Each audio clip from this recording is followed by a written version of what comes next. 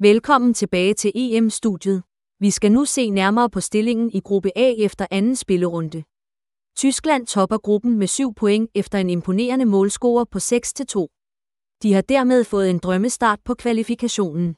Schweiz følger lige efter på andenpladsen med 5 point. De har vist sig stærke defensivt med kun 3 mål imod sig i 3 kampe. Ungarn indtager tredjepladsen med 3 point, mens Skotland ligger sidst med kun 1 point. Begge hold har en del at arbejde med, hvis de skal blande sig i kampen om de øverste pladser. I gruppe B har Spanien taget føringen med 2 sejre i 2 kampe og en målscore på 4-0. De ser skræmmende stærke ud i øjeblikket. Italien følger efter på andenpladsen med 3 point, mens Albanien og Kroatien deler tredjepladsen med 1 point hver. Gruppe C er utrolig tæt. England fører gruppen med 4 point, men Danmark og Slovenien følger lige i hælene med 2 point hver. Serbien ligger sidst med 1 point. Der er lagt op til en spændende afslutning på gruppen.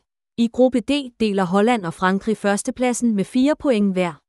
Begge hold har en målscore på 1-0. Østrig indtager tredjepladsen med 3 point, mens Polen endnu ikke har fået point på kontoen. Rumænien og Belgien topper.